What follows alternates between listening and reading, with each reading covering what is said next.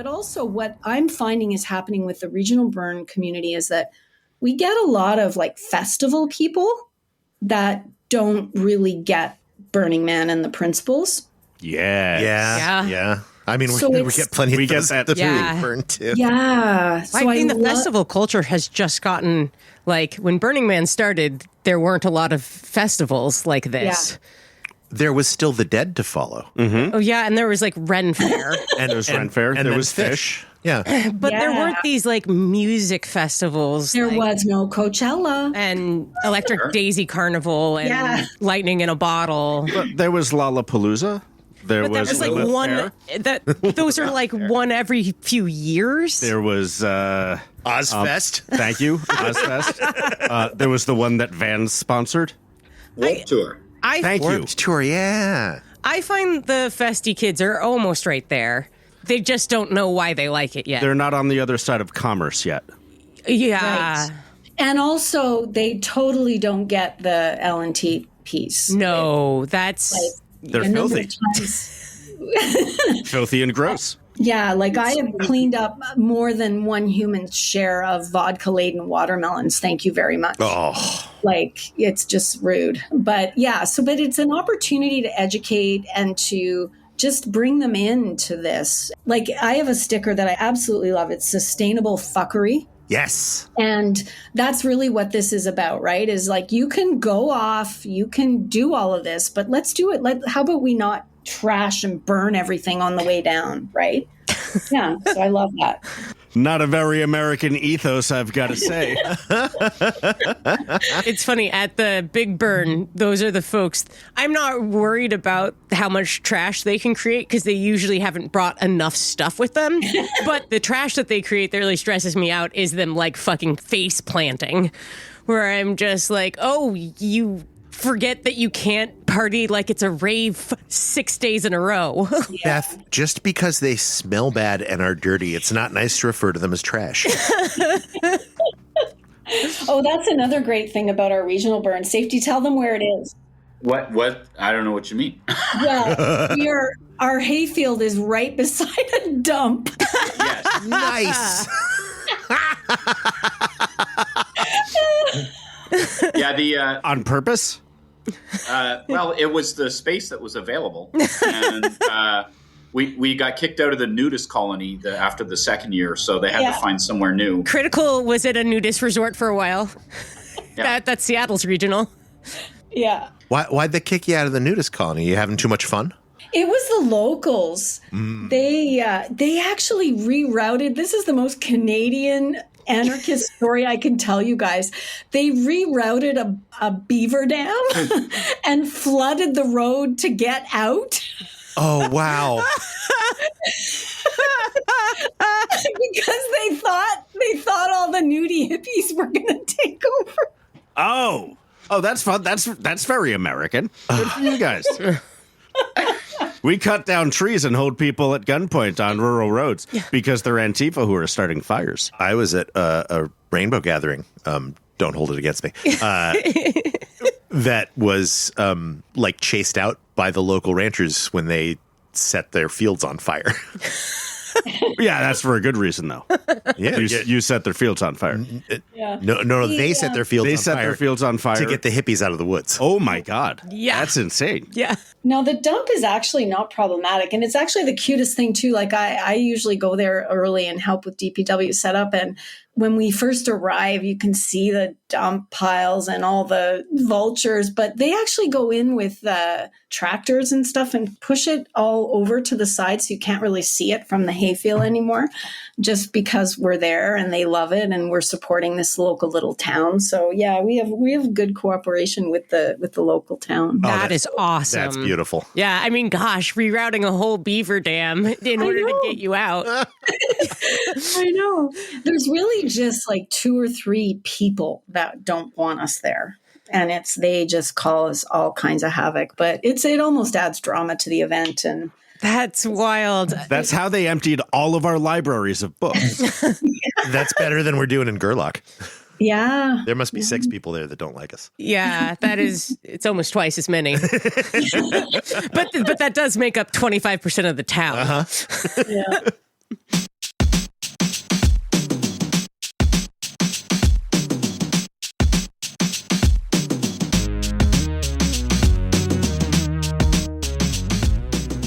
Accuracy Third, and this is D-Day.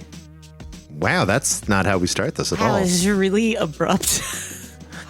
Hello. Hi. Welcome. It's Accuracy Third, and I'm Beth. I'm Rex. D-Day! Nailed it. Thank you. Today on Accuracy Third, we have two brand new friends that we made on Playa at Arctica this year. That's right. I'm talking about the undeniable Canadian couple, Safety and Fireball. This was so much fun. Yeah. Yay. Thank you. I think this is a good intro as well. We were at one of the pre-event week. Don't say Arctic pre-week. parties. That's gross. Just makes my skin crawl. Setup week? Well, what's wrong with pre-week? I said it again. It's gross. Moist. That's fine. Moist week. Who would have a problem with Wish. Gelatinous You week. want your cake dry? Semi-gelatinous week, where everything is forming. So what's going on? You want to tell me how we met Safety and Fireball? Well, I mean, we met them at the listener appreciation party, or we ran into them at the Arctica party. Yeah. But that was not the same thing as meeting them, in my mind. I think we may even have met them a year prior. Yeah, I think so. Yeah. At the listener party or at the Arctica party or something similar. Yeah, I bet they mentioned that when we were talking to them about how we know them. But the point is we know them, and they're delightful and very funny and quite Canadian. Yeah, quite Canadian. For folks who aren't from the States, we just assume Canada is like us in all ways except sort of nicer. And so when we run into the actual like cultural differences, it's very weird. And it's like, oh, right, you are a totally different culture than us. Yeah, they have some French in them that they actually acknowledge instead of, just jamming down into the swamps and pretending they ain't there. I wouldn't say totally different. They are definitely like right next to us in our family tree and, in fact, continent. But there are different things that they're dealing with up there than we're dealing with down here. But God bless, we can get through this together, holding hands like friends. I'm glad that we can be friends with our fellow atrocious crime committers to the north. There is some point in the interview, this is a point that just stood up in my mind, and it's probably not good for an introduction, but where you just start listing off atrocities at them. Oh, yeah. Yeah, no, you got to know what your country and your neighboring countries do that is both beneficial and detrimental to the well-being of other human beings on the planet. And unfortunately, because of our global military hegemony, any mistakes the U.S. makes are much larger and more far-reaching and tragic than other evil, smaller Anglosphere countries. But the great thing about being in the Anglosphere is when you meet somebody else in the Anglosphere, you share guilt and shame for the mass death of millions and millions of people and the exploitation of many more millions thereafter. And not It's to say nice. that our lives aren't It's good nice. because of it. They are. I benefit greatly from the crimes committed by my countrymen and the rest of the Anglosphere.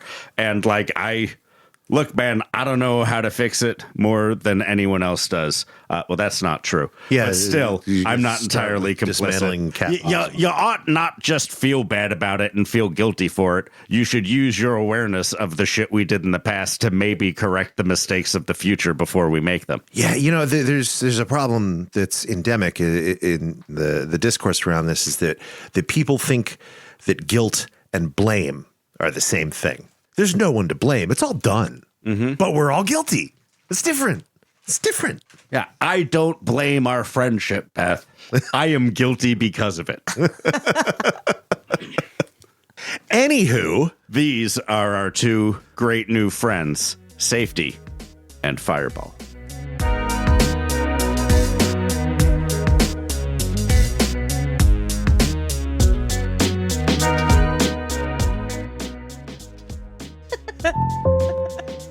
Who is it?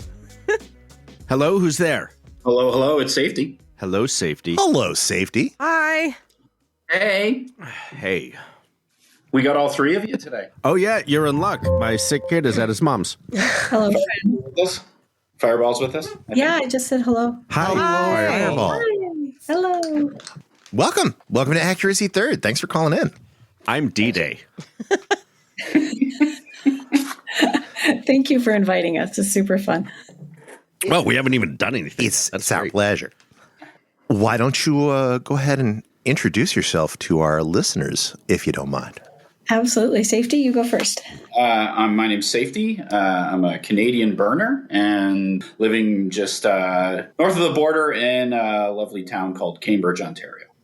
And I am Fireball, also Canadian burner, living in the same place as Safety. So, I've been burning since 16.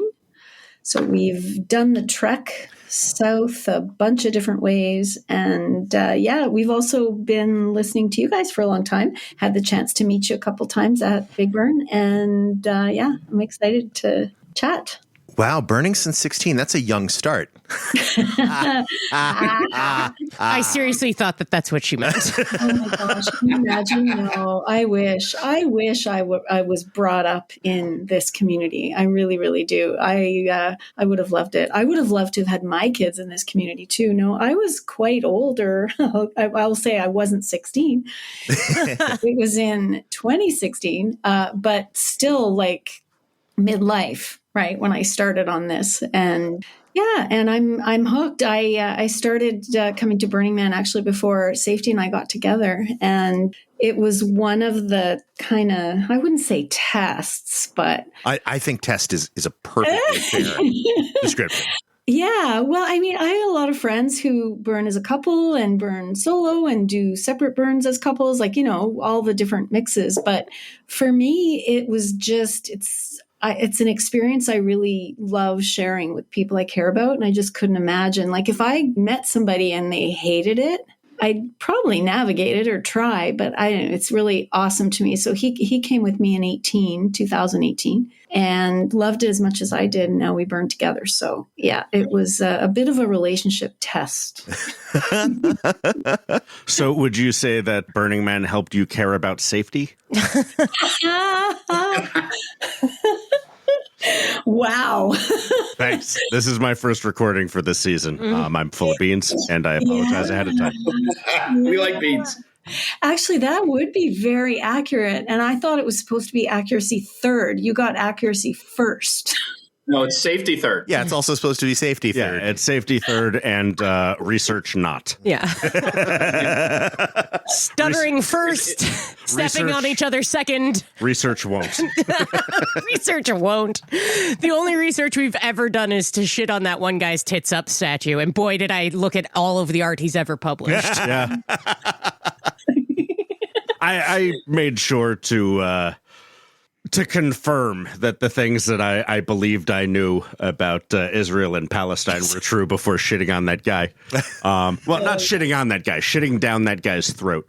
Yeah, that's one of those topics you want to research before you shit in your own. I'd read a textbook about it like 3 or 4 years ago, but I'm a sieve of information. We were listening to that one on actually our way back this year. We were at a boondock site in mid-America somewhere, and late at night listening to that, and we pulled in, got out of the vehicle and thought, we got to keep listening to this because it's pretty intense, and we weren't too concerned about the neighbors, but we really enjoyed the take and thought it was well handled. Thank you. I've been pushing back against Zionists in my mind for like the past 20 years. What was super fun about that was that I think when we went to the listener appreciation party, we'd been talking about our annual traditions. So we drive to the burn from Canada, and often listening to the entire season of Accuracy Third has become a little bit of a primer, a tradition for us. And so, but we hadn't gotten to that episode. And I think it was you, Beth, was saying like, ooh, because I forget even how we got into the conversation. So we were almost kind of looking forward to it. It was like, oh, what happened? Right? Yeah, you guys ran into, well, at the listener appreciation party, I was still processing how upsetting that conversation that you didn't hear all of. When you didn't hear, D-Day had the kindness of heart to drop out of the part where I was crying at him. Yeah, Wow. I could tell you were definitely, shaken, shall we say. So, no, but it's great because, I mean, we as humans, we have to learn how to talk about hard things. Yes. We have to. And we need to understand that no matter what people we are, if any of the people who are in any way associated with us, even say thousands of years before this time, that's our land. And we'll take it. I just thought the hard things that we were signing up to talk about were like buckets of poop. No, that's you. Wind, dust. Oh my gosh. No. We're talking about like cancer and racism and death. Burning Man stuff. Yeah. All the heartwarming things of Burning Man. So Fireball, as the instigator of this cult membership, how did you get drawn in? Well, that's a story and a half, let me tell you. I was at a very uppity conference in 2010, and the speaker was talking about his Burning Man experience. And I'm like, what? What is this thing? What kind of conference was that? It was a franchise, like a sales conference. Huh. I was in a real estate franchise, and we were at our annual conference. It was in Vegas, and we brought in Cameron Harold. I don't know if that name rings a bell, but he was involved with 1-800-GOT-JUNK. So he's like this corporate speaker guy. And yeah, he was talking about his Burning Man experience. I'm like, well, this sounds really interesting. So then I started some research, and That's hilarious. Just to pause you 1 second. Yeah. It sounds really interesting because it's in comparison to selling insurance. Real estate. Real estate, yes. Real estate, yeah. I find that public speakers who have Burning Man experience would much rather talk to you about Burning Man than whatever they were paid to do their public speaking about. Yeah, for sure. But he opened Pandora's box. And I was at a transitional point in my life, and I won't bore you with the crisis of meaning I was having in middle age, but it was essentially No, tell us. the Coles Notes version is, who am I? Yeah, totally. Middle age is weird that way. I'm everybody's mother, sister, wife, employee, friend. Who the fuck am I? And so that's kind of where I was. And I just dug into this Burning Man rabbit hole. And I'm like, what is this? I mean, I was single mom, kids, and, logistically and financially getting to Burning Man from Canada is basically impossible. Oh, yeah. And we live like almost Eastern Canada, right? So it's like, I'm sure same with Eastern US. It's just a lot to get there. But you're in a different country. Yes. Which we're aggressive to now.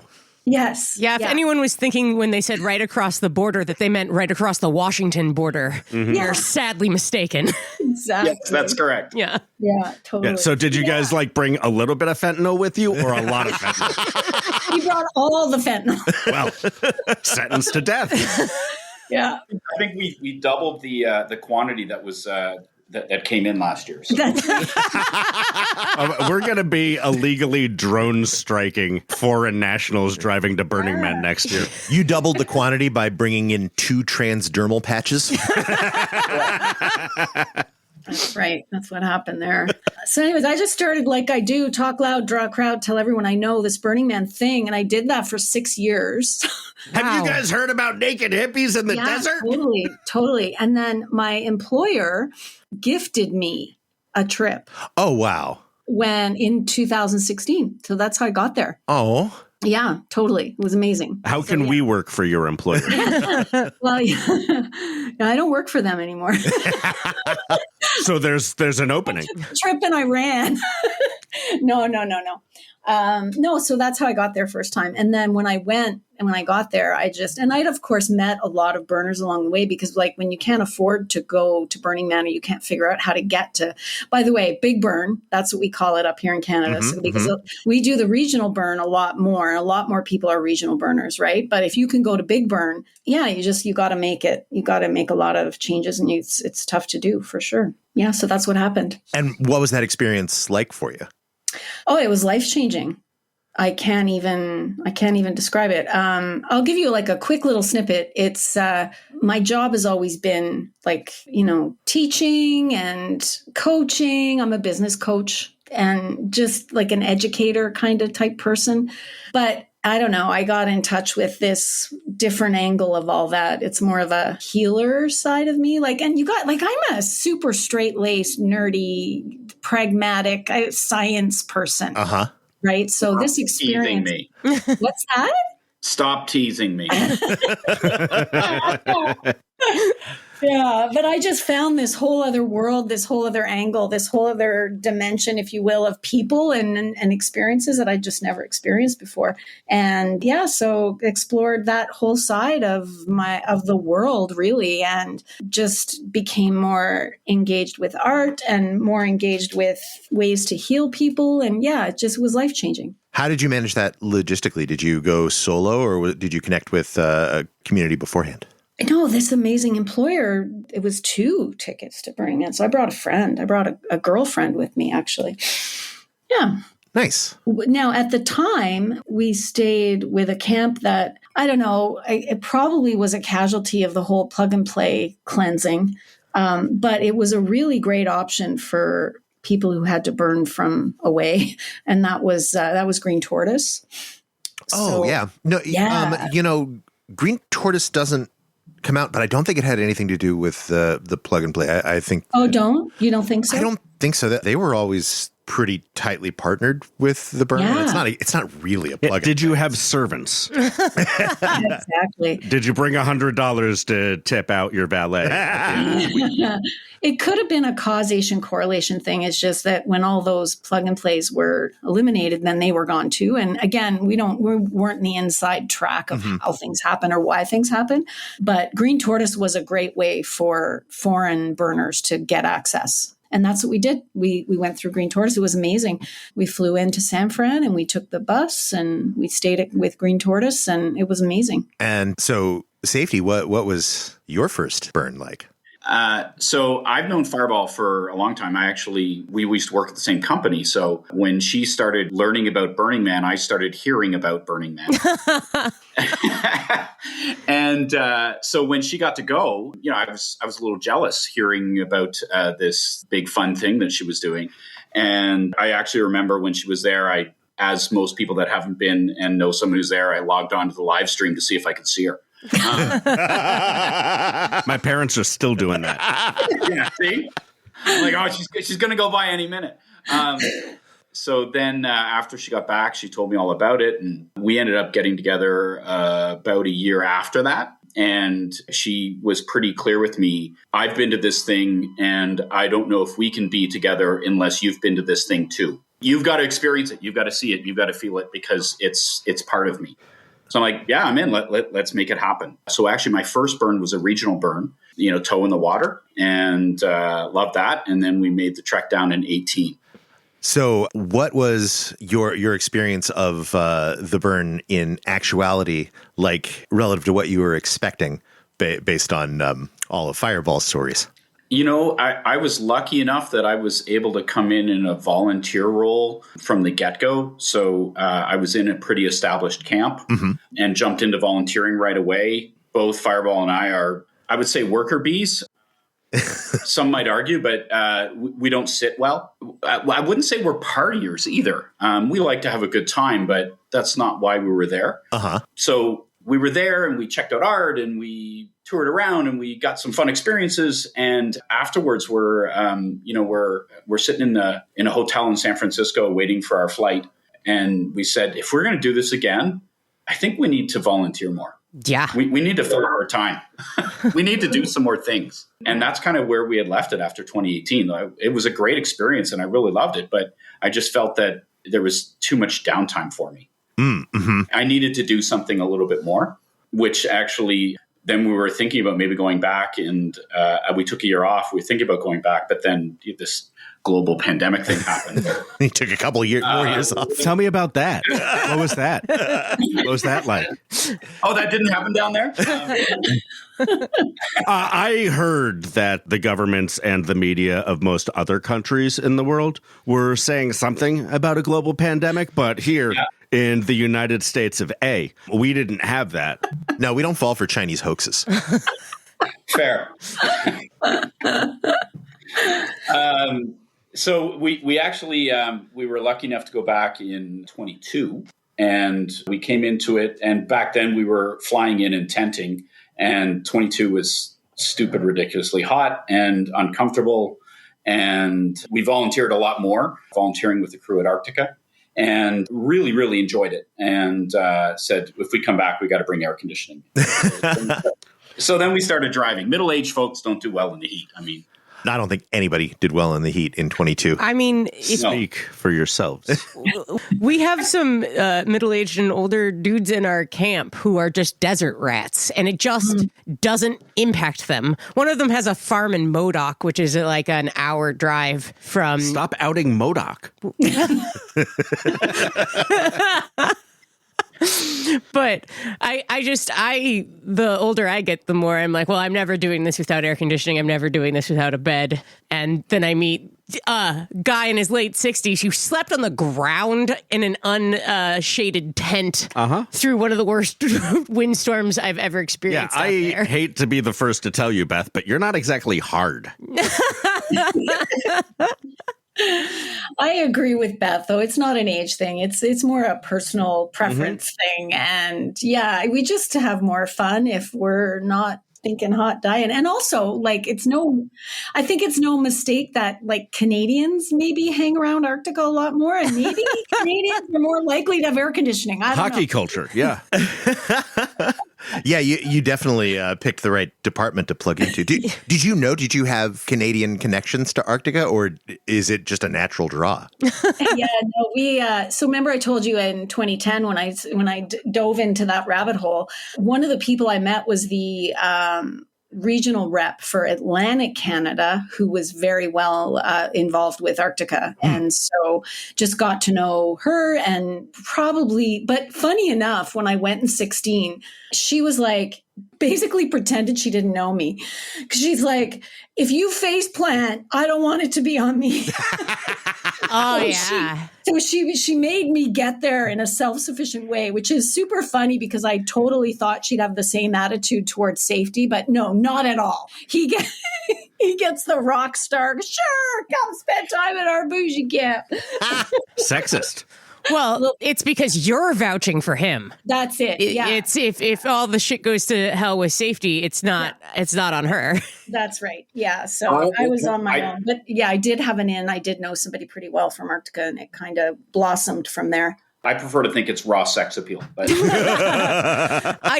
it's very interesting for folks who haven't been to Burning Man yet, or thinking about going, or thinking about helping people go. The amount that you offer to help and in which ways you offer to help are super telling about like that connection. Like there's people who I will spend thousands of my own dollars to give them a princess pass because of who they are in my life and how badly I want them out there and how much I know that they'll contribute. And there's people I love where I'm like, well, if you're there, I'll see you.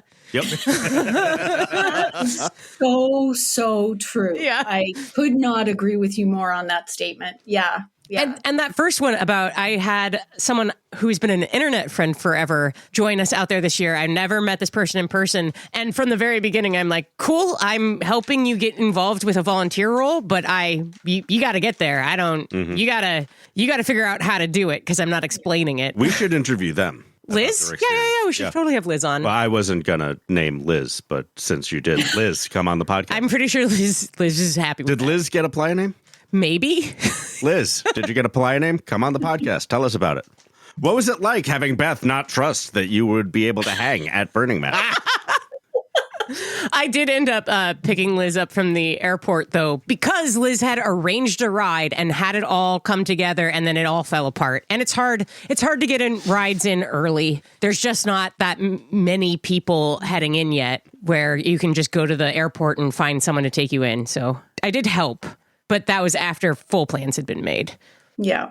Yeah, if you take on too much hand-holding for somebody, actually, it kind of reminds me of what's going on with one of our offspring right now, because we have 5 between us, and the youngest has been coming to us to regional burns for 3 years safety? Yeah, 4? yeah, the last 3. Yeah. Yeah. And Corey turns 18 this year. And yeah, the offer's there on the table, but like, how much do you facilitate that, Ooh. you know? And it's making for some really interesting conversations and lessons on self-reliance. And yeah, so it's super cool. Here is $400 on a prepaid Visa card. This is for emergencies, not beer and snacks. Yeah. And another one of our kids is like, I could see myself going, but not if you're there. The thought of running into us is enough potential trauma that they just don't even want to consider. See, that's not a real burner yet, because once you're a real burner, you're like, man, I'd love my folks to come out here and see this. Absolutely. Absolutely. I think that really only goes one direction. Yeah. I think you always want your folks to go out there, but you don't necessarily want To go out there to your to go folks. out there to your folks. Yeah. Right. Yeah. Well, I mean, like I've been burning since that kid was, I'm trying to think how old she would have been when I was 16. That's right. She was born in 2000. She was 16. And so about 2 or 3 years later, she comes to me. She goes, do you know that all my friends told me that all you do is drugs because you go to Burning Man? We don't do drugs while we're driving. I'm like, yeah, she was so embarrassed by it. Like, yeah, your mom is some naked desert hippie doing drugs all the time. She didn't tell me that when she was 16, but that's what they were telling me. Yeah, because their parents aren't cool. Do you not have hippies in Canada? I thought this would be the norm. Hippies? Well, yeah. I mean, we do have a lot of hippies, but more in British Columbia than here, west, right? Yeah, hippies live where it's warm. Yeah, like we live near Toronto, and at the time I was living way east, and it's a little more uppity. I think the central Canada is pretty uptight.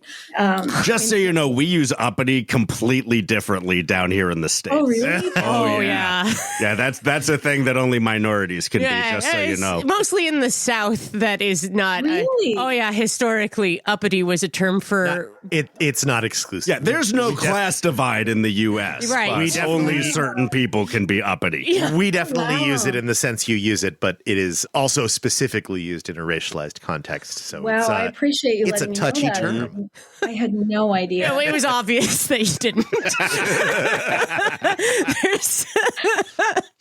No, but it's kind of super interesting in a way too, because just talking about culture and what does a community mean, right? And we kind of got into this a little bit talking to you, Beth, at the listener appreciation party, talking about different communities that you belong to and sort of how you interact with them. And it affects your language. It affects everything and what's acceptable, what isn't acceptable, you know? And we were talking about our commitment to our Canadian family, right? We are Canadians, but we are also very much attached and committed to this burner community and feel an affinity towards that. And they're not always the same in terms of the culture and the ideas and all of that. Yeah, that's right. You guys were telling me about there being a big debate conversation going on at the time about whether or not Canadians should come to the Big Burn. Yeah. After you guys got back, did you feel any resolution to that conversation, to that debate? Well, it's such a great question, and I'll share with you. There's an epilogue to that story, because to fill others in who weren't part of that conversation, a lot of Canadians did not go to Burning Man this year for very obvious reasons.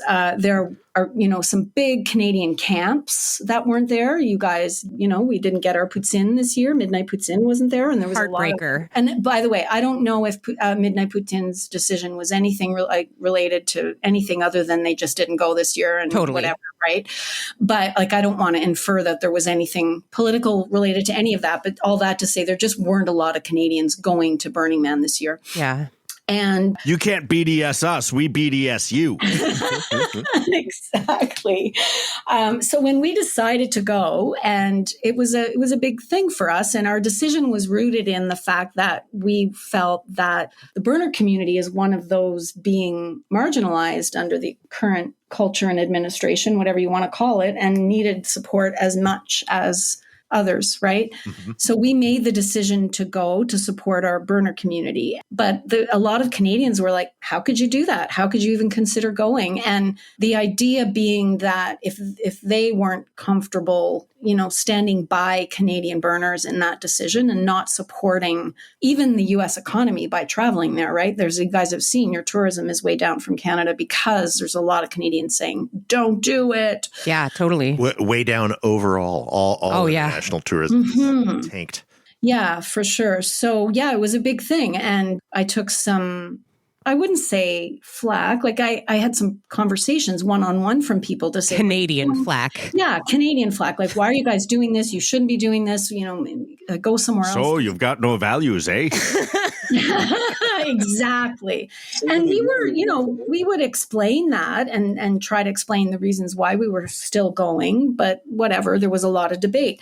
And I'm involved with our regional burn community a lot, and there was a lot of buzz in that community as well.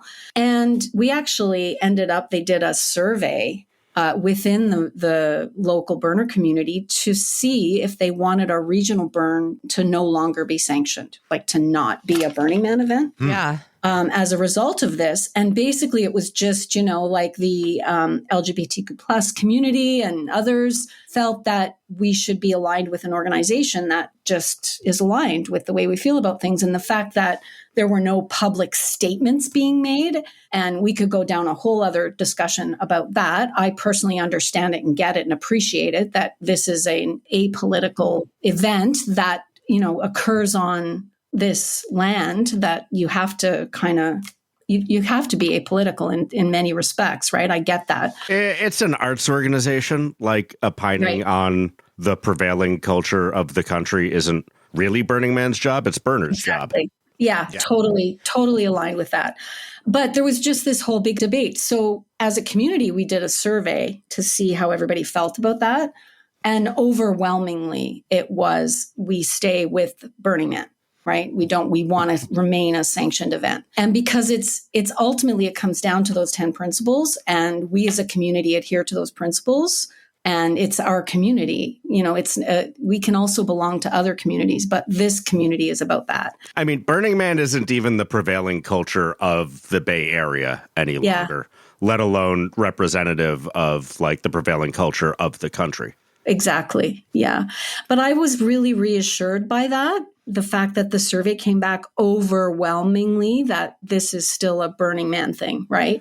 And that really eased some of the tension. Like by the fall, like when we got back even, it was like, yeah, it's all cool. And I was no longer kind of saying it under my breath, yeah, we went to Big Burn. So that's good. So I wonder for you as non-U.S. citizens, but also as our neighbors to the north. Are we still pretty?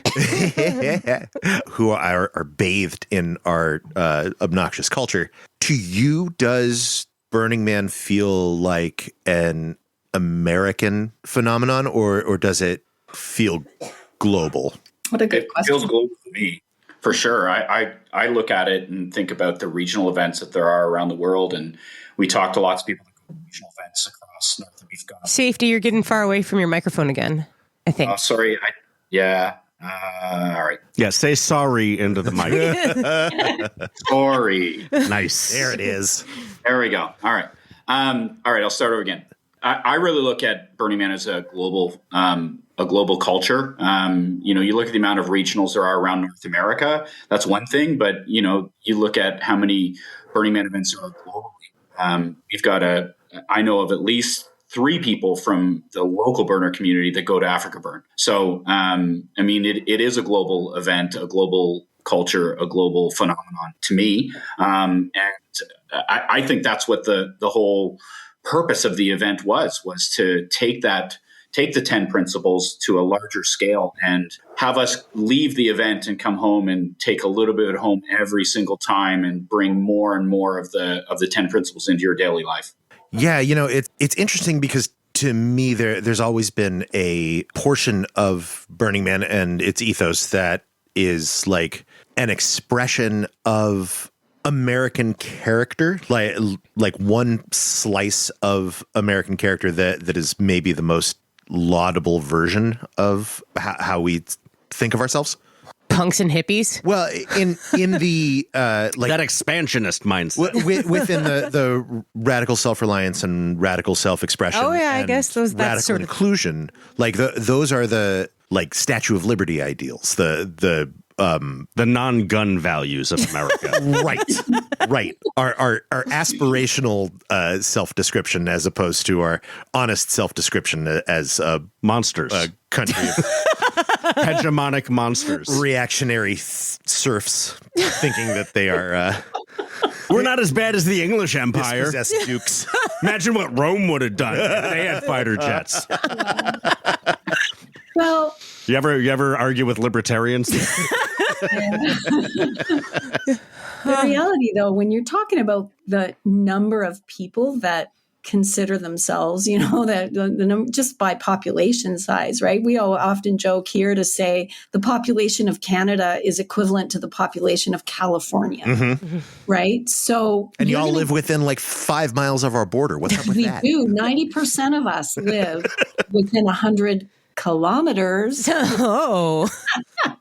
of your border. No, but that is just because it's too damn cold on the rest of it. How far is that in furlongs? We're really just a culture of cuddlers. Exactly. Riddled with fentanyl. Better at that conversion than I. What is 100 kilometers safety? In miles? Yeah. 60. Yeah. 60. 16. It all comes back to 16 on this show. Yeah. 60. But like, when you have that many people, there are going to be so many differences in terms of culture. And so, like, I wouldn't say that Burning Man could possibly represent American culture any more than any other subsect could. You know what I mean? But I do think what is very, very different between Canada and the United States as it relates to culture and even diversity and inclusion is that you often hear the words, you know, multicultural, and can a country actually be multicultural? Well, in Canada, it's more like a mosaic. Like we encourage people to embrace whatever culture resonates with them, but you can also be Canadian on top of that. And that's just another dimension of whatever culture you identify with. Whereas I feel like... Sounds so healthy. Well, it's just different, right? In the United States, I've heard the word melting pot, which is like all cultures come into this mix and it's supposed to all meld together to become this thing that white is power. White power, exactly. Yeah, when we all got that languaging, by the way. Like in history books as kids, it's the U.S. is a melting pot Because you are supposed to assimilate. Because we all become We're the not a fucking same salad. Yeah.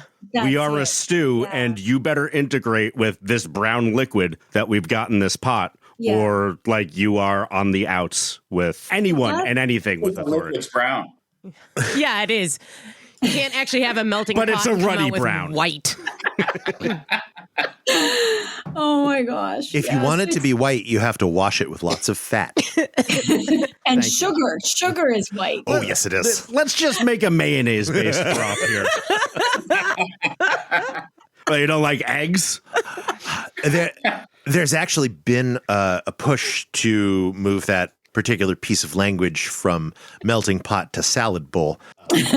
But that is part of wokeness. And so it has been just absolutely pummeled into. Oh, now he's calling the putsch woke. I'll say the salad bowl doesn't really roll off the tongue like melting pot. No, it really doesn't. And what do Americans know about a salad bowl? Right. Maybe a salad bar. The buffet. The American buffet. I'll eat a salad, but it better be all I can fucking eat, and there better be soup. And there maybe some pasta. And shrimp. There better be some shrimp in there. Yeah. Kind of circle back to your original question as to whether or not, on the whole, Canadians are judging Americans or in any way taking offense to any of this. It's so funny to me because it's like we love like I grew up in the freaking 70s where it's like everything American was so cool and so amazing. And we just wanted to be you, and all our TV and our music and our clothes, everything was, we just lauded everything you guys did. But arguably, your Bryan Adams is the best version of our Springsteen. Ooh, them's fighting words for some. Yeah. People care a lot about shit. Yes, they do. Yes, they do. But, just with what's going on right now, I think the people are all pretty much the same people. And, we love each other as neighbors and as friends. And we really felt it as we were traveling through the United States. Like, we took 6 days to drive to Burning Man. And anybody who saw our Canadian plates were like, we're so sorry. Like, we got a lot of apologies. It is very embarrassing. It's because everyone who wasn't sorry had you in their sights from a mile and a half away up on a ridge. I think it was actually more, come back, we want your money. Yeah, no shit. A lot of those small towns that are just highway towns. Yeah.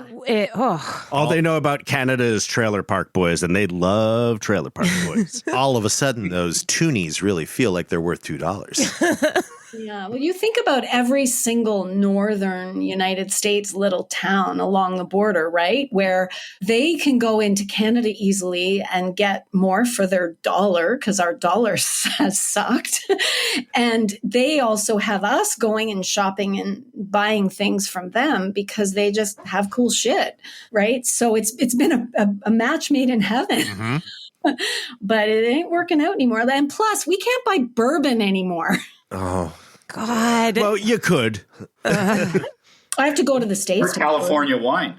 Or California wine. Yeah, we have to go there to get your stuff now. Yeah, but don't you guys make wine without nitrates in it? Yeah, don't you guys make wine? We do. We make wine, but California wine's pretty good. Yeah, they make whiskey too, but I doubt our friends here are drinking a lot of Canadian mist. Get Oregon wine if you can't do Why is it by state? Why is this so dumb? It's all California US has exports. better wine It's just than that Oregon. We grow all the wine. Oh, They also can't get Oregon wine. Okay, so no wine? We have decent wine in Niagara, in the Niagara region, and a little bit over in BC in the Okanagan area. That is so wild. I didn't realize that had been. I knew that bourbon had been stopped.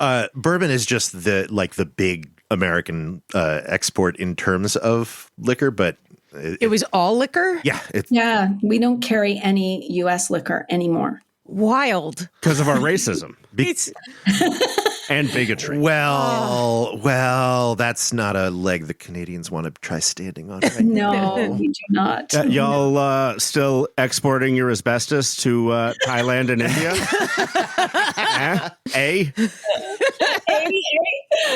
Oh my gosh. No, but I am confident that all of this foolishness will be resolved soon. I just keep saying that because what a Canadian spirit you have. I'm telling you. Nuclear annihilation is a conclusion of sorts. It's so funny. Safety and I were having that conversation today. I'm like, if it's going to go, I just want to go in the first wave. Mm-hmm. Like, none of this nuclear winter shit. That's why I live near big cities always. Get me in the blast radius, please. Please.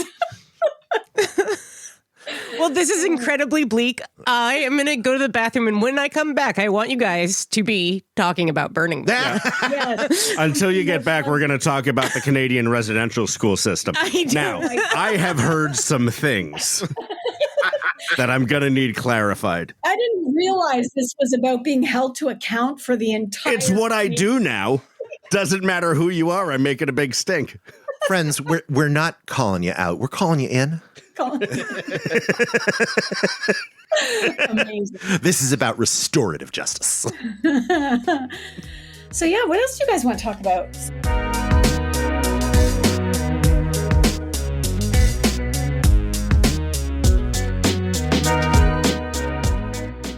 We love our regional. We are so proud of our regional.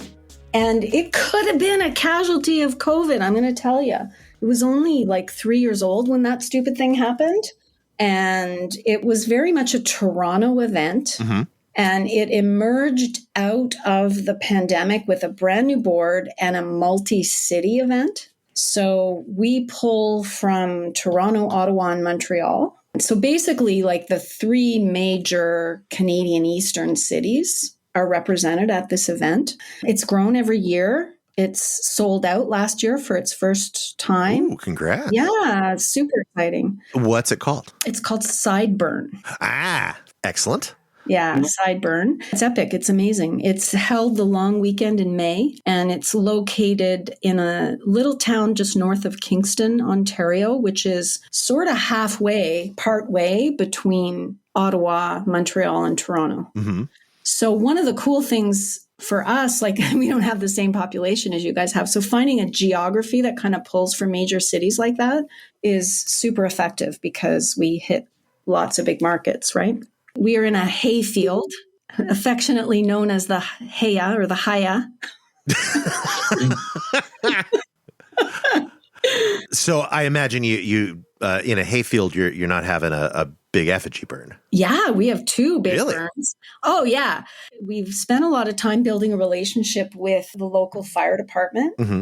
And the hayfield can be a little moist, which is a challenge when it rains. Oh yeah, I guess May in the Plains, you're still pretty green and wet. Yeah, exactly. It's pretty. Yeah, it can be wet. So we have a burn site. We do two. We do an effigy and a temple, and it's been great. How many people did you sell out to? Was the population? So we had 1,100 people there last year. Oh, snap! That's big. That's real big. Yeah, and it went over 3 years. Post COVID, it went 600, 800, 1,000. Wow. Yeah, it's fantastic. And we talked this year about should we hold or should we grow again? And the decision is to hold for another year. It's mainly a volunteer thing. Mm-hmm. We could probably sell more tickets, but it's getting enough people out to volunteer to sustain it. That's what Soak did. Soak is the sort of Portland regional, the Oregon regional. Yeah. And they put a cap, not because of the limit of the size of the space, but on we need this number of volunteers before we can get bigger. So if you want it to get bigger, come volunteer. That's exactly where we are. Yeah. And I mean, every year that you grow by 200, it adds a whole other layer of complexity. And then it takes you a while to kind of get onto, like, so for example, last year we brought in professional first aid. Oh, yeah. Smart. Yeah. So we brought, like, we have an ambulance and a whole tent there for first aid. And it took so much pressure off the participants who were like trying to volunteer and learn first aid training, right? Super stressful. Now we just have paramedics there. It's great. Wow. So yeah, it's really, really good. And we had RASPA there in 24. And that was amazing. Raspa is such a treat. Oh my gosh. His presence at this event was, I can't even say what value it brought. Because sometimes we can feel we're far, you know, and we're in a different country, right? So having him there to talk, you know, these origin stories, and he's, he spoke to everybody pretty much. Yeah, it was amazing. And so it was really, really good. Safety, you should talk to it. Also from the regional burn side of things is introducing Burning Man to kids and younger, because Sideburn has grooming. That's right. Well, I mean, with any luck, my mic's working well enough for me to tell a story. But it is. I don't know. We hear you. You guys hear me all right? Yeah. Just keep your nose like almost touching it. Yeah. Well, it's on the computer, so that I guess no one's here to look at me. What the hell? It's true. Now I'm picturing you, though. There you go. Face right up to the keyboard. That's me. That's our guy.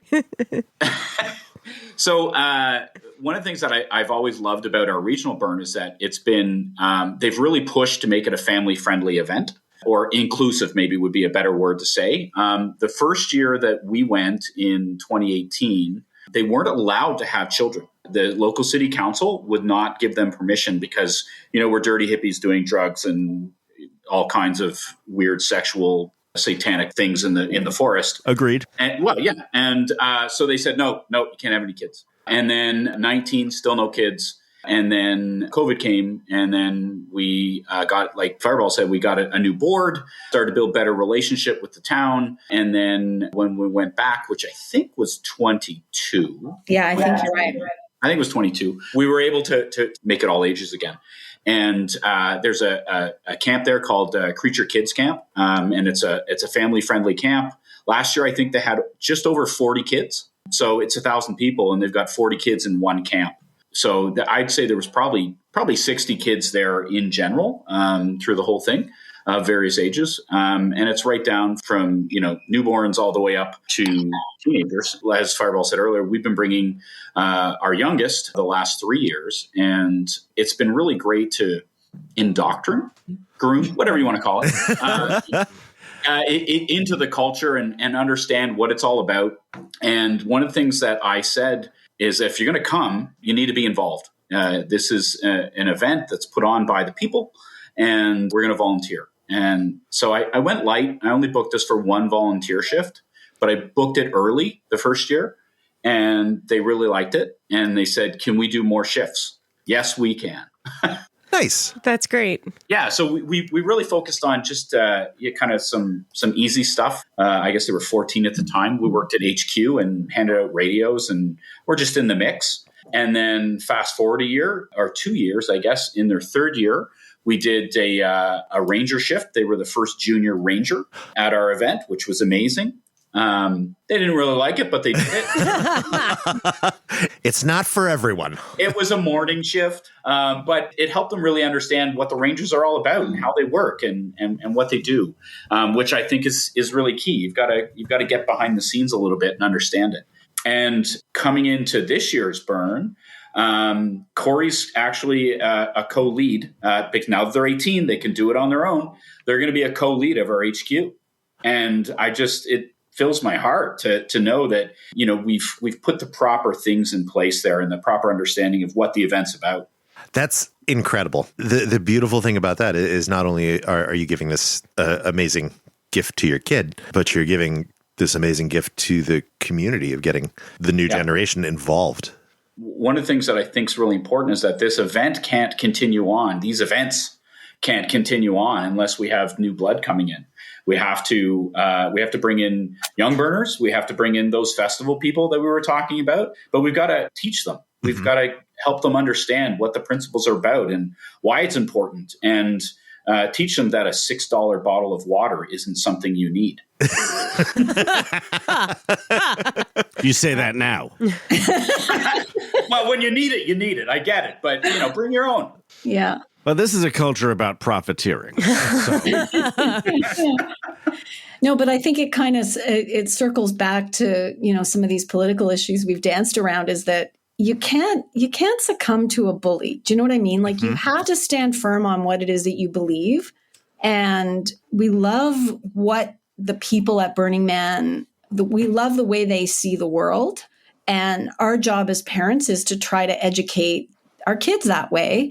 And like I said, we have 5, and one of them has expressed an interest. The jury's still out on the other ones. Who knows? But the point is, you can't just say, oh, well, it sucks over there, or that's bad, or that, that's not what I thought it was. Anything, whatever. Like, you have to, I know, hate to sound cliche, but be the change, right? Like, you have to do that. You have to. Otherwise, we're fucked.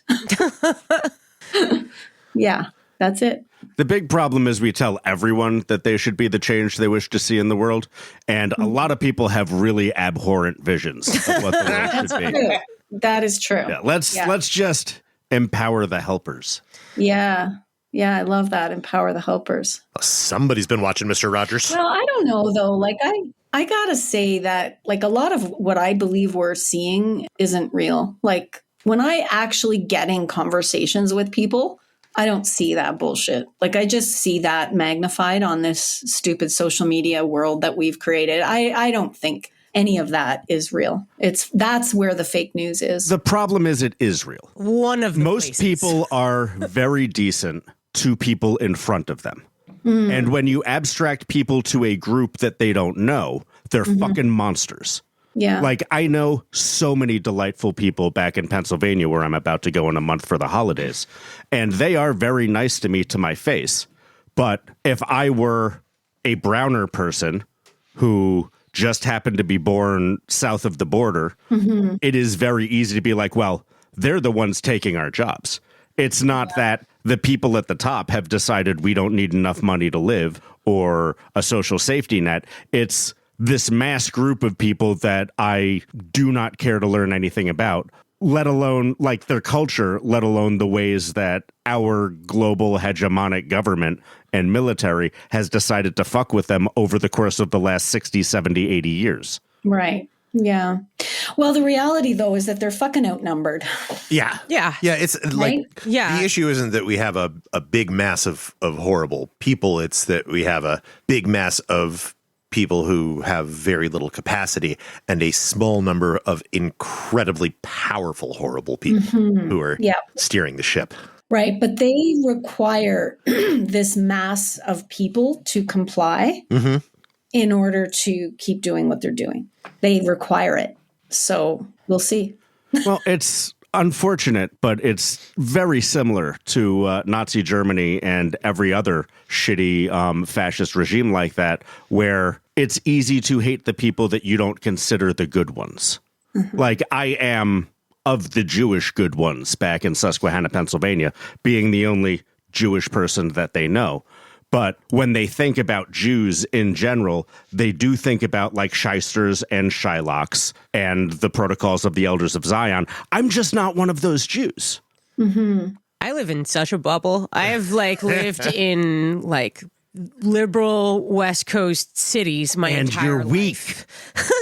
I grew up in Portland and moved to Seattle and then down to San Francisco. And I live in such a bubble where really genuinely most people are kind and care about each other. The where their failing is in not noticing and being entitled to stuff. It's not abject hate in a way that what you were saying, Fireball, about social media, the sort of hate storm that just seems to be happening all of the time on there with like actual loathing and harmful rhetoric directed at other human beings. Yeah, I don't think that's representative of most people. And I'll share a quick story with you on that regard. So we were out for dinner with a bunch of burner friends. And this was last summer. We were all talking about, oh, are you going to the Big Burn this year? You know, having this big chat. And we're talking about all the things, you know, some were, some weren't for their reasons, whatever. We're having this big conversation. And then I asked one of my other friends, I'm like, hey, what about you? Are you planning to go this year? And he's like, no. I said, how come? He says, I have a pre-existing skin condition.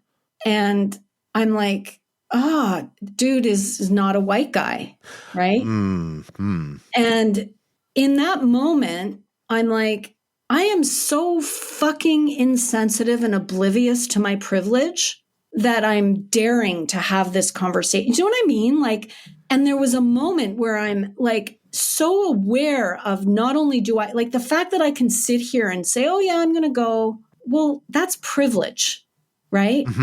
And I wasn't aware of it at all. And it's not because I'm a bad person or I'm ignorant or anything like that. I just am not aware. Right. And it speaks to what you're saying, Beth. And I think that the majority of people are like that, right? Where they're going about their life and they're just not exposed to enough. Yeah. To be able to know what they're saying or what they're thinking. Right? And they're being lied to constantly. Yes. Like absolutely. And I think to a large degree, privilege is inherently invisible. Yes.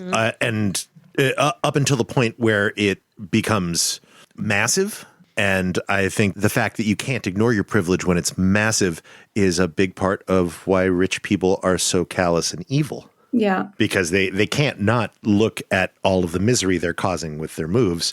They have to diffuse that cognitive dissonance somehow. Yes. Cognitive dissonance is the word. Look at us solving all the problems.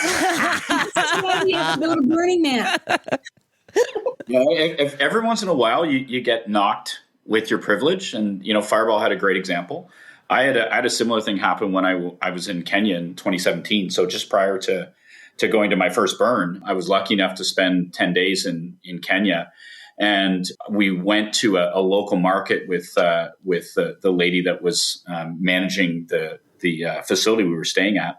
And it was me, her, and a lovely young white lady from Victoria, Vancouver area.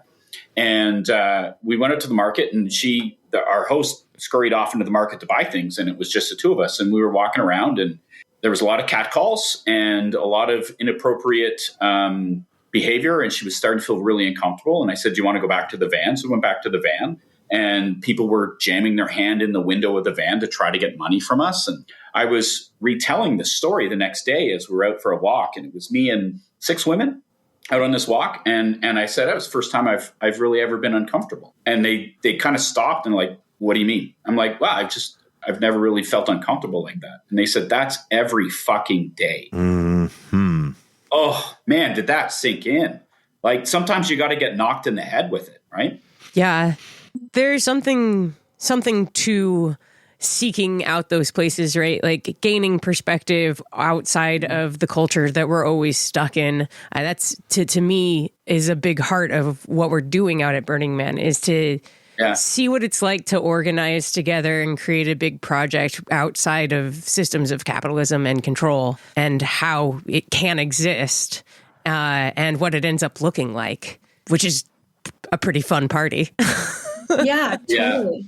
Totally. But it's also like our internal judgments, right? Like I had an experience where it was like a week or two back from the burn. I was out grocery shopping, and I see this dude shopping, and he's wearing ladies' cowboy boots. And I'm like, my daughter was with me. I'm like, hey, look at that guy with the ladies' cowboy boots on. And she's like, what the fuck, Mom? She's like, what about radical self-expression? Like, what do you go to this thing for? She was obviously a little bit older, right? And I'm like, you are so right. Like, what a bitch I am. But also funny stuff is funny.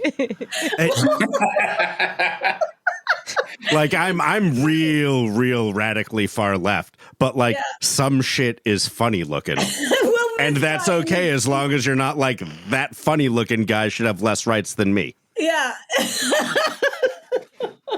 What is that scale? It's like the crazy funny scale or something. I don't know. The offensive funny scale. Like you can be more offensive as long as you're really funny. Yeah.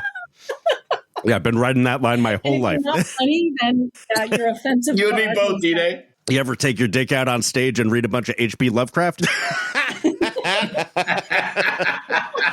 He did. Because I could give you shit to aspire to. Amazing. Yeah, and we sold tickets for it. It's not like I just did that in somebody else's show. That's offensive.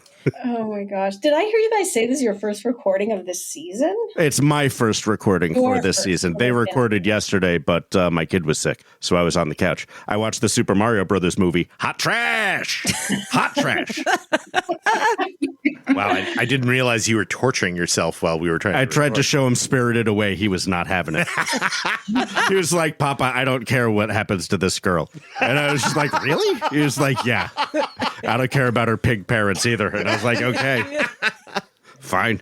Oh my gosh. Do you guys have any more questions for us? Anything you wanted to ask a Canadian right here? Do you have stories about being a Canadian who goes to Burning Man? I had more questions about your regional, but I don't know what I missed at the top of that conversation. We got the population, location. Totally. name. I'm just, how are you guys involved in the planning of it? What is the bamboozler that you burn as your effigy? Yeah. Yeah, so I am part of the Flame Ontario Arts Collective, which is the board that oversees this event.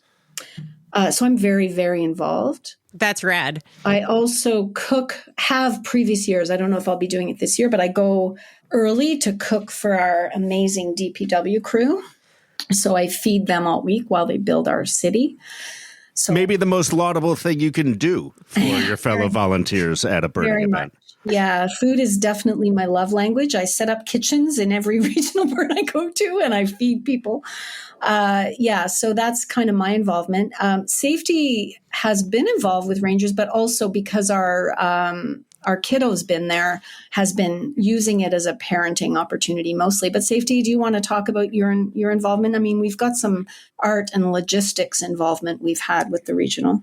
Yeah, we've got a few friends that we camp with that kind of arrange some art projects. Last year we had 6 projects in our camp, I think, five or 6, and the main one was an escape car. So think an escape room, but it's a car. And I pictured it perfectly the first time. Oh, it's okay, good, awesome. Yeah, and it was the second year bringing it, and unfortunately, it died on the way home. Oh no! But he's bought a new vehicle and he's working on it. So we're going to get 2.0 this year, I think. Yeah, check engine. It's called check engine 2.0. Sounds to me like the car escaped you. It absolutely. Oh did. my God, escape car sounds so fucking rad. Yeah. Well, you know what? If you come up the May long weekend in Ontario, lovely weekend to come and visit. We call it May 2-4 because it used to be buy a 2-4 of beer and drink your face off, but it's like on or about the 24th of May. I think it's Victoria Day, isn't it? That Victoria Day is the actual name of it. Oh, great. I think that's late enough in May I might be able to go. Oh, you should come. Let me, you know what? I'll tell you. I think it's the 16th this year. Let me tell you while he's checking the date, another super fun thing we did. So one of our DPW guys is DPW. Actually, he does black ice at Big Burn, and he arranged a burner exchange, a DPW exchange program. Nice. So we had 2 DPWs, one from Calgary and one from Colorado. And they came up and burned with us and worked on our DPW team pre-burn. So this DPW exchange thing between regionals is super, super cool. That is awesome. So you just send folks to learn from each other and work with each other. And Yep. Exactly. Yeah. Yeah. They come up like on full scholarship, so to speak. We give them a ticket. We make sure they've got all the gear they need to camp up here. And we take care of them. Oh, that's great. That's charming as hell. Yeah. So man, and you guys could all learn so much from each other doing that. It's insane. Yeah, like we it's incredible, the transfer of knowledge. Yeah, DPW is I learned last year, are you DPW or are you a burner? Apparently 2 fucking different things. Disagree.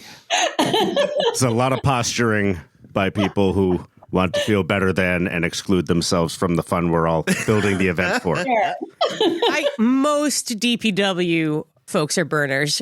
DPW folks who need to separate themselves from burners are the reason why we have new leadership in DPW. They probably should, though. It's probably good for the community. Yeah. Yeah. At the Big Burn, I'm volunteer with our camp to make sure that things are set up safely and properly.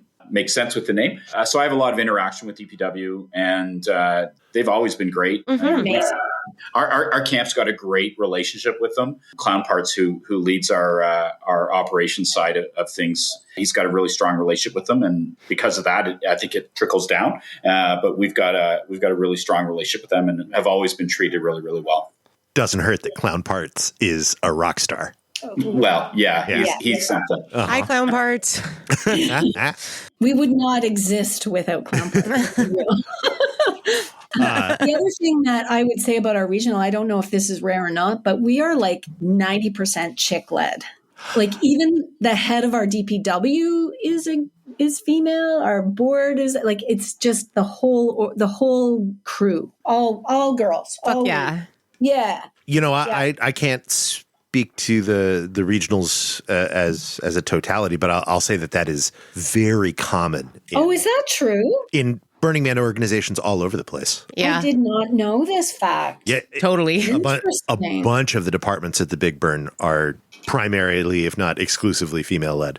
Wow. I can't speak to the breakdown of gender, but I can say that girls get her done.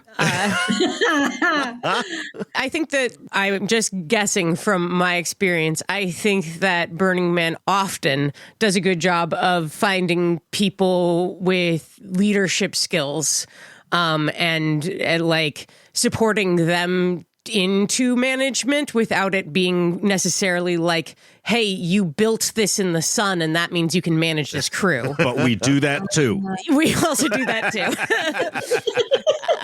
But yeah, when you go to like the leadership conference and stuff like that, when you hang out with a lot of the leadership on volunteer teams, it's a lot of women and a lot of non-gender conforming folks. And I think it's maybe baked into the history of the thing. I mean, the founders were a pretty evenly split group gender-wise. Yeah. Why, our very own Beth is a woman. As a friend of a woman, I think women should have civil rights. Well, I mean, if we're talking about building community, isn't that what we do? That's our jam, right? Building community.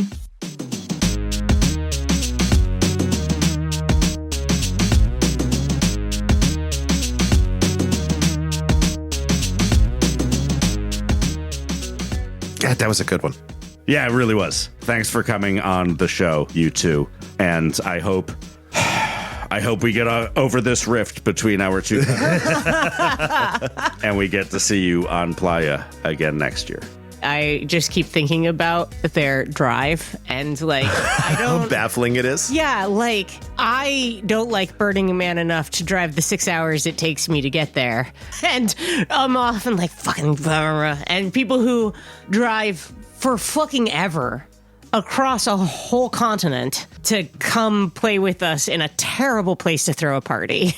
I just feel really lucky that, I mean, it must act as a filter. Only the most awesome people, the most kind of type 2 fun, awesome people want to take on something that is already so goddamn challenging from so far away. That's why I'm never mad at the hard weather years. Like, yep. Next year, there's going to be so many fewer looky-loos. I really hope that we're on this 1 year off, 1 year on cycle that With we the seem weather? to have been on. Yeah, like if that continues, it's going to be rougher than it used to be, but fine. Like at least we get some respite. I don't even think it rougher than it used to be. I think what happened was that we had like a 6-7 year run of relatively mild weather that was atypical. Yeah, nobody, like people who were like from 2015 on, it just was like, what is even happening? None of this is hard. There might be a gust or a whiteout, but it wasn't freezing cold or slam you down hot. It was just pretty okay. Massive weather changes and huge windstorms are so much of my memory of the first dozen or so burns I went to. And then we just had a period where it was just like kind of nice for a while. Yeah, it's easy. That's a little hot midday. And now we're back to, maybe this is a very terrible place to have this big ass party. It's fucking great. Let's go. It We're used to gonna die. be so exciting when it would rain, and I am so tired of it raining. I'm so tired of it raining. I used to feel like real bad FOMO about not coming out in 2014, partially because I smashed my face and was not walking, but also because they closed gate because of rain, and I just never heard of anything like it. And Andy was talking about how cool it was and how everybody had this great party, and now I'm just like, I could never do rain on Playa Could never again. rain again. Yeah, I'm and fine. That would be okay. Yeah, I got it. I figured it out. I don't want to lose the rain. I just don't want any more giant multi-day storms. Like, if it's a scale of no rain to a question mark about the amount of rain, I would pick no rain. Oh, yeah. Yeah. Do you remember in that years, like 2015 to 2019, there would occasionally just be, there was rainbows. There was just occasionally like, oh, we're just going to like a little bit of rain to make all of the playa kind of die down. Here's a pretty rainbow. And like, no, even like, let's stop traffic is great. Yes. So you're saying that this next year is going to be easy? 2026. D-Day's predicting it now. I don't know if it's going to be easy, but I would hope that there's no rain.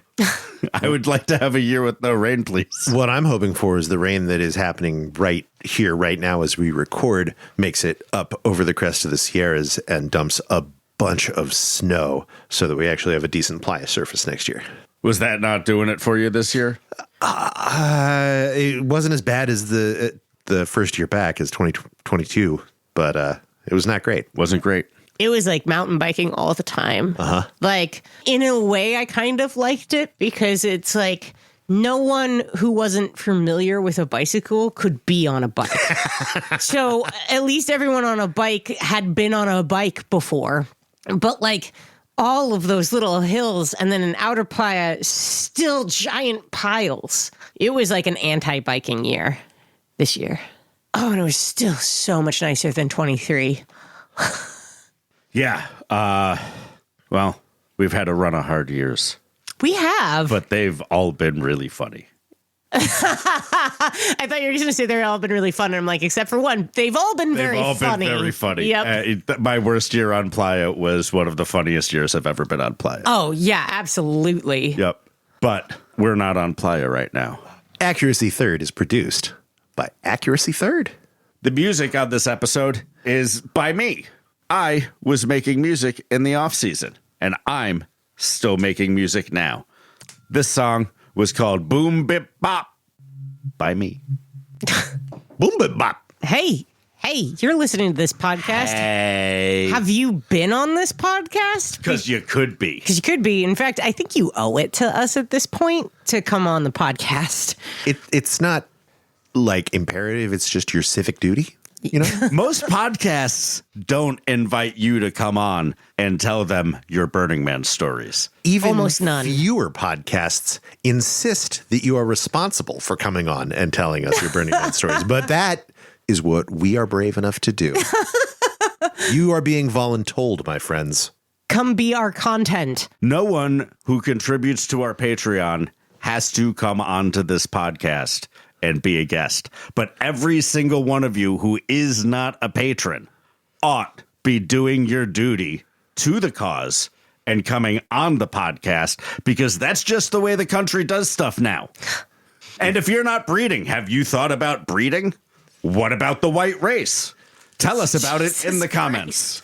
If you don't participation in our podcast, then you're dooming the city to nonstop Diplo forever. It will only be Diplo all the time. Is it out of every Diplo? speaker? I couldn't pick Diplo out of a Is lineup. Diplo still a thing? He's the guy that hiked out with Chris Rock, right? Yeah, that was like 3 years ago. But did he come back? Did he have the balls to come I back? think he wrote an essay about how he wasn't coming back. Yeah, he really didn't like being booked by an art car. Hey, are you an art car? Don't book DJs. Don't book This is Diplo. Burning Man. Like, go out and find some DJs in the city. Yeah. The city is full of DJs. Put a post on tribe.net. Tribe.net. It's still around. It's not true. Meet me on tribe.net. Diplo isn't better than DJ Schmoopy. Go find DJ Schmoopy. You know, They're in technically, town. you can put together a playlist. Yeah. It's true. Yeah, I'm just saying. Beth is calling you out, DJ Schmoopy. Yeah. Always going on the podcast, telling people to book him to play their art car. Question for you, art car owner. When you book that DJ and they stand up in your DJ booth doing their DJ thing, are they spinning records? Are they cutting and scratching? Then you've just booked an human iPod if they're not mixing live off records. You've got an iPod. You don't need that human. Please, Gen Xer, tell me more about this iPod. How does it pod? What is the pod?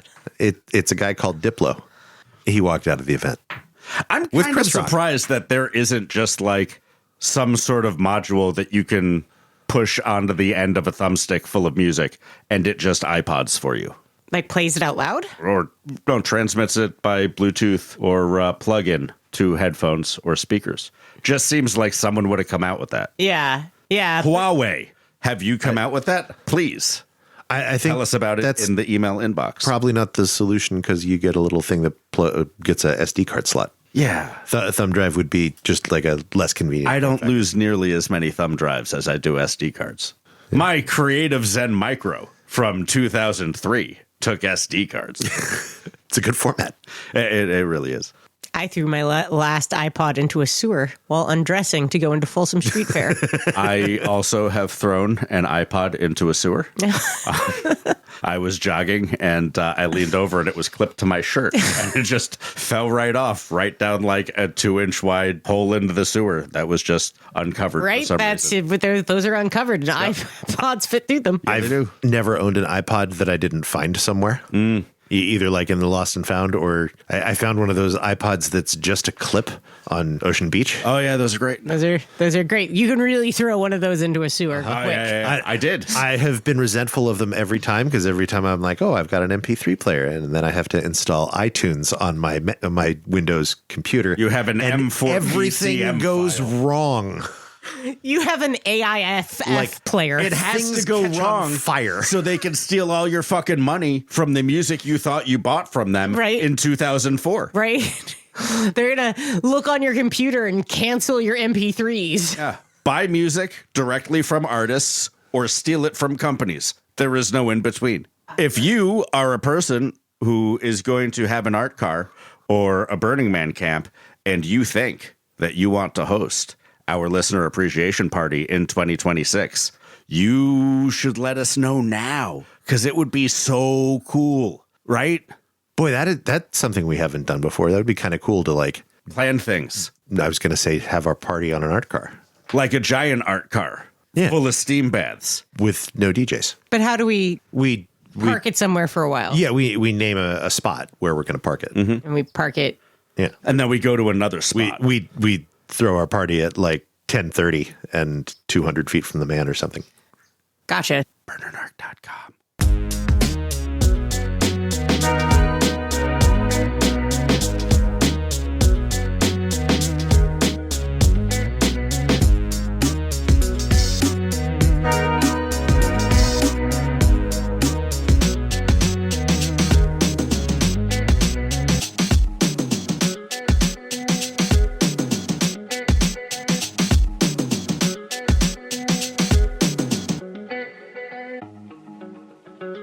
So it was 22, it was a hot year. And one of the amazing things that is provided to us as an opportunity as volunteers of Arctica is that every once in a while you get the opportunity to use a golf cart. And to use a golf cart, you have to have a radio. And radios are one thing during the day because not a lot happens. But if you're out at night, you need to know the safety protocols. It was our first year using a golf cart and got some radio protocol of what to do in an emergency. And I thought, well, it's good to know. We'll never need this. Good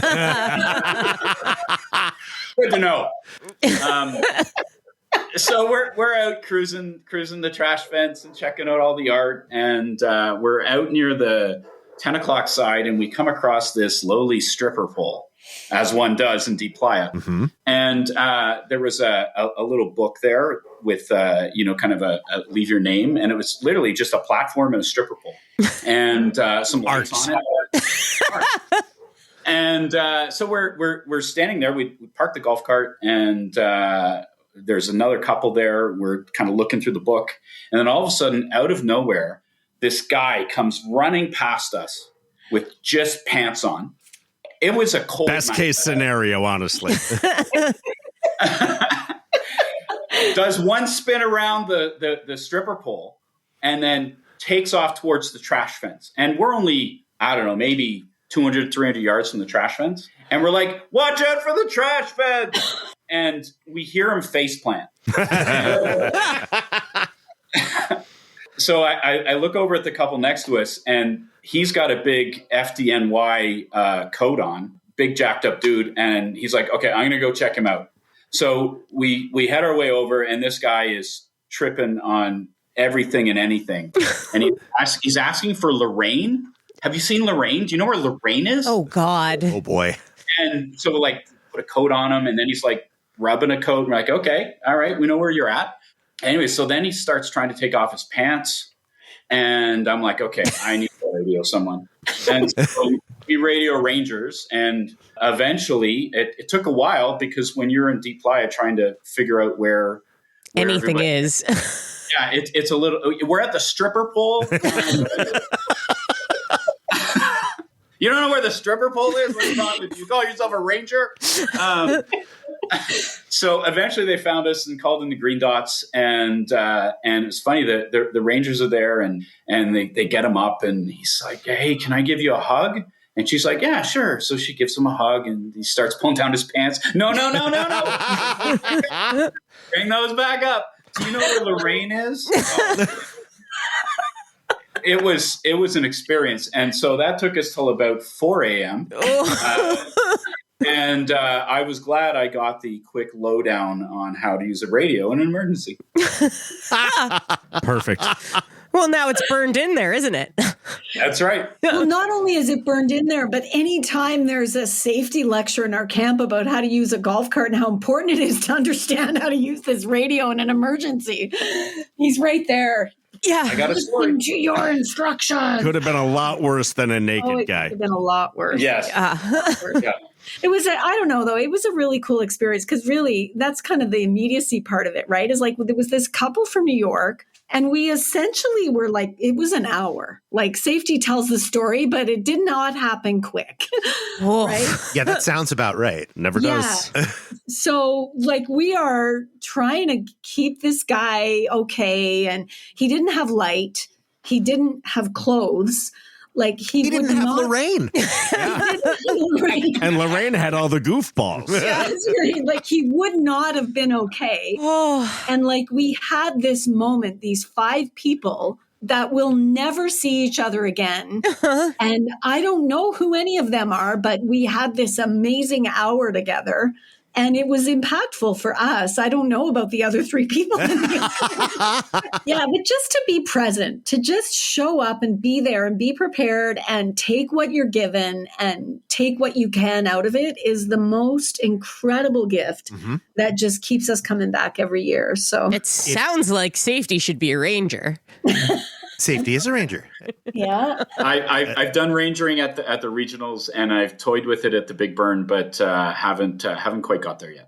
Anyways, I want to thank you guys. Appreciate all that you could do and, just educating on stuff, on people's stories, listening to people's stories. I think you're doing a really amazing job at spreading the love of this crazy thing that we do. So I appreciate you guys. Thank you. And thank you for having us on. Really appreciate that too. Thank you for sharing your stories with us. This has been incredible. Thank you. I've been telling people we've been doing God's work for like 11 years now. And I think you're the first person who's recognized it. So thank you for everything that you do in terms of me and my ego.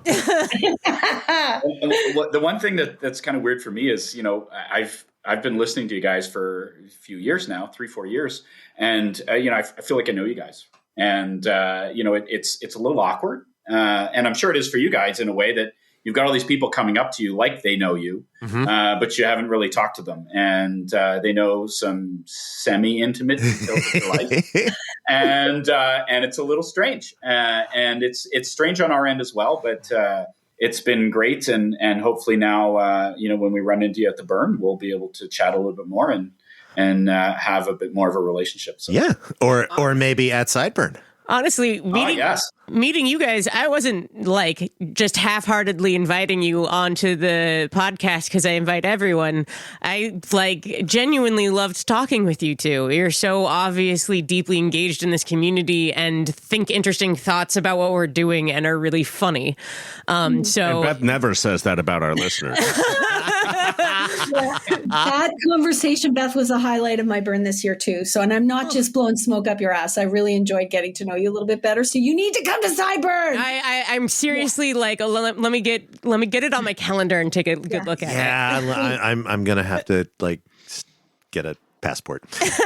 You guys were the second funniest thing to happen to us at the ice party this year. So kudos to you. Oh yeah, funniest. Oh yeah. We had a very funny conversation. Okay. I mean, I wasn't laughing at you. I was laughing with you. So what was the funniest? It's funny because Safety was standing over the edge, fanboying over you, right? Should we go talk to them? Well, I had no idea. Good job hiding it. Yeah. So what was the funniest thing that happened at the ice ball? There was this fucking weirdo that followed us back home and then like stole a bunch of my joints and smoked them in front of me, and then came back the next day and like stole People's half a dozen packs of people's cigarettes from underneath their shades. Really? Yeah.